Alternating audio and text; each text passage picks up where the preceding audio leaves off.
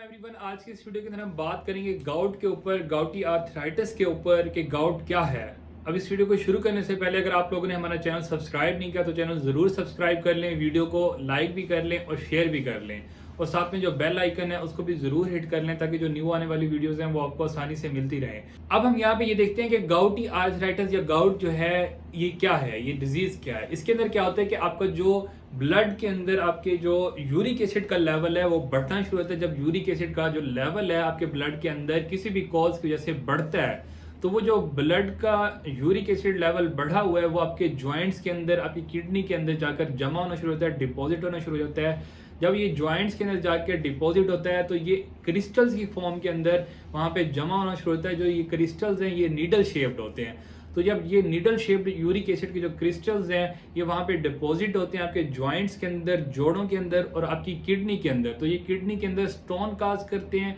Kidney का stone काज करते हैं, किडनी के अंदर पत्थरी करते हैं और साथ साथ आपके जोड़ों के अंदर सूजन करते हैं और जोड़ों का जो आर्थराइटिस है वो काज करते हैं। अब इसके बाद इसकी जो साइड है वो देखेंगे कि ये किस साइड के ऊपर जो है अफेक्ट करता है, कौन से जोड़ों को जो है ये जो बीमारी है गाउट की वो ज्यादा अफेक्ट करती है। अब गाउट की बीमारी के अंदर क्या होता है, ये जो आर्थराइटिस है ये आपको जो है छोटे जॉइंट्स के अंदर यूजुअली जो है ज्यादा मिलता है। जैसे आपके रिस्ट का जॉइंट हो गया, आपके फिंगर्स के जॉइंट्स हो गए, इसके अलावा आपके रिस्ट का जॉइंट के साथ साथ आपके जो है एंकल का जॉइंट हो गया, आपके जो है इसके बाद आपके पाँव के जो छोटे जॉइंट्स हैं आपकी उंगलियों के वहां पे मिल सकता है। आमतौर पे क्या होता है कि इसके अंदर जो है आपका पाँव का जो बिग टो होता है, आपके पाँव का जो अंगूठा होता है उसके अंदर क्या होता है कि ये जो गाउट है वो अफेक्ट करता है। अब इसके अंदर क्या होता है कि आपके जो पाँव का अंगूठा है उसकी जो बेस होती है, जहाँ से अंगूठा शुरू हो रहा होता है वहां पे जो है स्वेलिंग हो जाती है, बहुत ज्यादा सूज जाता है अंगूठा, जूता नहीं पहना जाता या फिर जो है चला नहीं जाता और सूजन की वजह से जो है दर्द भी बहुत ज्यादा होता है। तो इसको हम कहते हैं गाउट।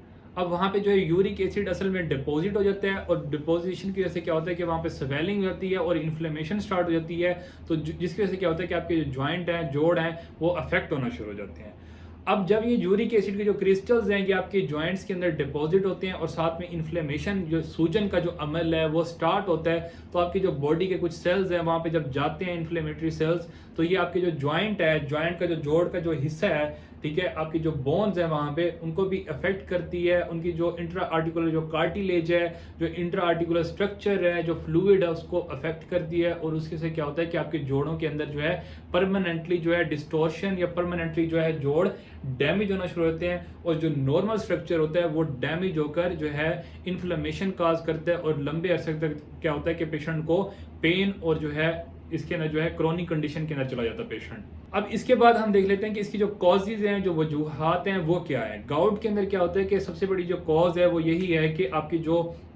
ब्लड के अंदर जो यूरिक एसिड लेवल है वो बढ़ गया किसी भी कॉज की वजह से। या तो आपकी किडनी जो है, आपको किडनी की डिजीज है, किडनी जो है अफेक्टेड है, रीनल फेलियर है, तो उसकी वजह से क्या होगा कि आपकी जो ब्लड से यूरिक एसिड की जो एक्सक्रीशन है, जो यूरिक एसिड ने बाहर निकलना था आपके ब्लड से यूरिन के थ्रू, पेशाब के थ्रू, अब वो नहीं निकल रहा। तो आपका जो किडनी है वो सही तरीके से वर्क नहीं कर रही, तो वो क्या करेंगी, आपके जो फिल्टर है यूरिक एसिड को वो सही तरीके से नहीं करेंगी। तो उससे क्या होगा कि आपके ब्लड के अंदर यूरिक एसिड का लेवल बढ़ेगा और वो जाकर डिपॉजिट होना शुरू हो जाएगा आपके जॉइंट्स के अंदर और वो गाउट करेगा। आपकी बिग टो के ऊपर यूजुअली क्या होता है कि वहां पे स्वेलिंग हो जाएगी।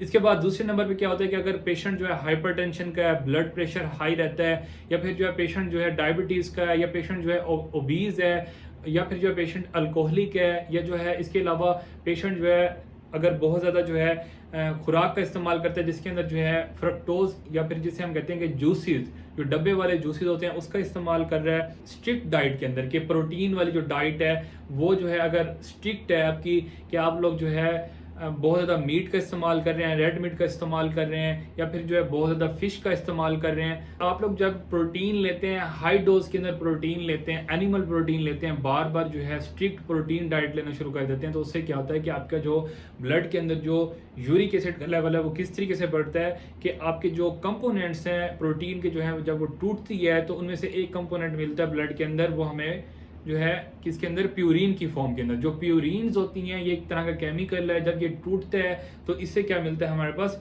यूरिक एसिड मिलता है। और ये यूरिक एसिड जो है आपकी जो है अगर बॉडी से बाहर नहीं निकलता, आपके ब्लड से बाहर नहीं निकलता, पेशाब के थ्रू, यूरिन के थ्रू, तो ये आपके अंदर जो है ब्लड के अंदर कन्वर्ट होना शुरू हो जाएगा सोडियम यूरेट क्रिस्टल्स के अंदर।